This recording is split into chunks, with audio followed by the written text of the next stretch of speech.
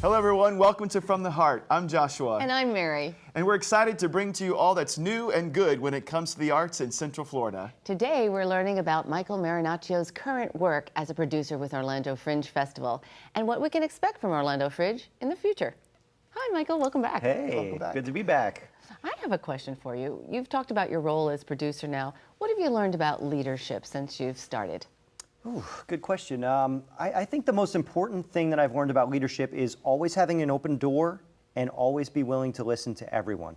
Now that doesn't mean that I'm not decisive or that I'm going to take everybody's ideas and use them, but I think it's really important to listen to your audience, listen to your artists, listen to your staff, listen to the people that you're impacting, because that's how you're going to know whether you're doing a good job or not and know the right decisions to make. I don't have all the answers. So. Yeah, that's great advice. Now tell us a little bit, we've talked a lot about your role as a producer, but I don't know if we actually heard exactly what the producer does. So what does a producer do for the Fringe Festival? Sure, I handle all artistic and production elements of the festival, all artist relations, the management of the lottery, applications, all artist workshops, artist conferences, all of that. I also handle the oversee tech.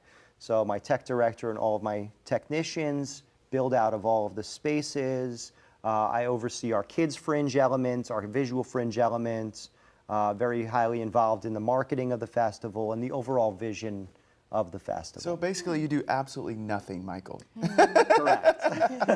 Incredible. So I know you guys have had a couple of dynamic years in the last couple of years, and I know some of that has to do with your leadership. Tell us, what are some of the accomplishments, changes, things that have happened in the last couple of years? Sure. 2012 was a huge record-breaking year.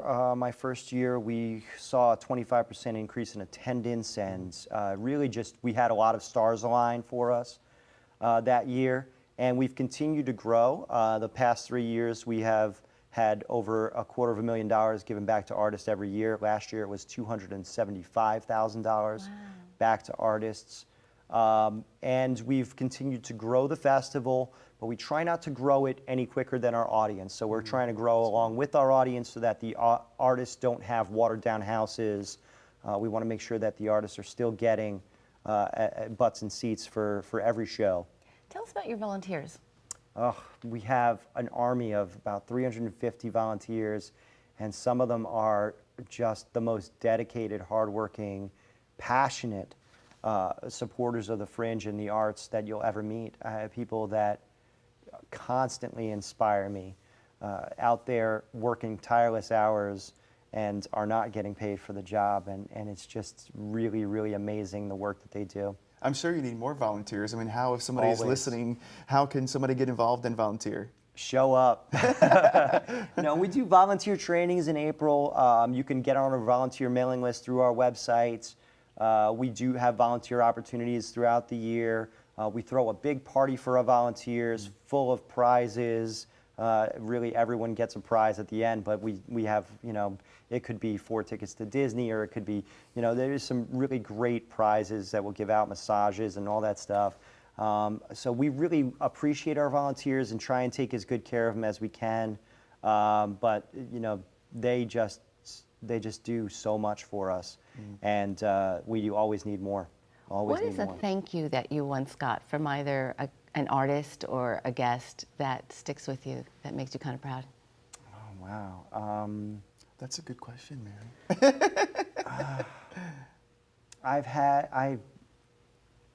See, it's from doing a show as an artist. I think I've gotten more of that stuff, but You can tell us that. I remember having I directed a kids show at the Fringe years ago, and had a whole class write me letters, and a whole class came to see it, and they all wrote me letters and drew pictures and wrote about the show, and were so inspired and was so excited about it, and all of that, and I think affecting children and then getting the next generation hooked on theater and performing arts, and seeing that there's more than video games on your iPad, you know.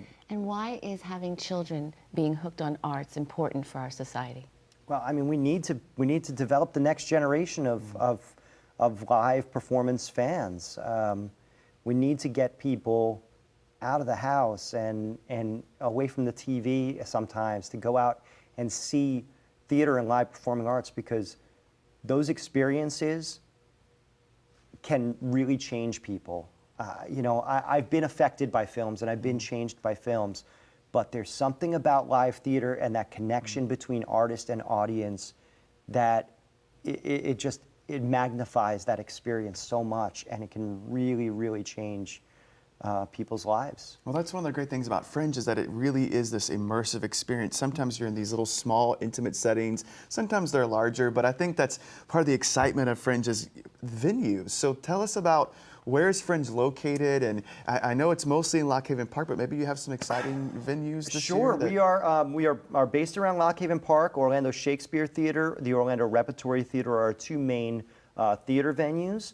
The Manila Museum of Art is where we have our kids' Fringe out on the lawn, out on the lake, under the mayor's tree. It's gorgeous there. But this year we've added a very, very exciting new venue. The Orlando Museum of Art is joining the Fringe, and their SunTrust Auditorium in the Museum of Art is going to be our newest gold venue. So now the entire Lock Haven Park is going to be involved in Fringe Festival. I mean, the Science Center is not a venue yet, but I say. Yes. I heard the yes. But the Science Center is a great assistance in us. They help us coordinate parking. They do stuff for Kids Fringe. So even they're involved. And there are more spaces. There's the Garden Club and the Junior Achievement. There's so many things in Lock Haven Park that we have yet to tap into. And the new Orlando Ballet, that building that's just Orlando right across Ballet the is street going to be there. But, you you said the word space. "yet," which is a great segue to what is coming for the Orlando Fringe Festival. What are your dreams? If you could make anything happen, what would it be? Wow, I would love to see, we are going to grow significantly, I think, in 2016. 2016 is our 25th anniversary year, and we are swinging for the fences. So expect a very big festival that year. But I think what I want to see Orlando Fringe do is continue to grow, but grow at a pace that keeps the artist in mind. We don't want to have too many artists so that the audience is watered down, but we want to keep building that audience, keep building those artists up, keep including more of the community, more of the stalwarts in the community keep on joining our family by doing shows, because they start to see, wait a second, they're hitting that 18 to 35 demographic. I want some of that.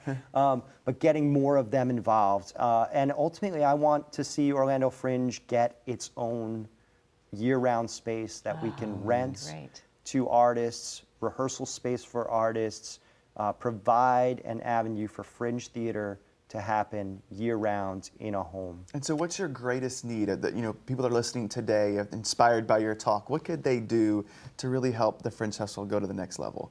The easiest thing to do is come out and see some shows.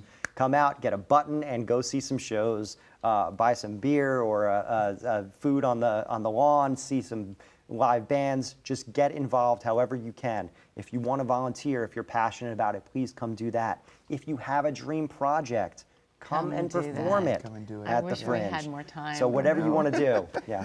I thank you for bringing the arts so alive and for your commitment to it. I am never more happy than during Fringe in Orlando, so thank you. Absolutely. Thank you for being with us, Michael. Thank you. Yeah, and thank you for joining us today. Our talk with Michael Marinaccio was a blast. We'll hope you go see many a show at the Orlando Fringe Festival. Please take the time to tell Michael, his staff, crew, and cast that Mary and Joshua say hello. From the heart.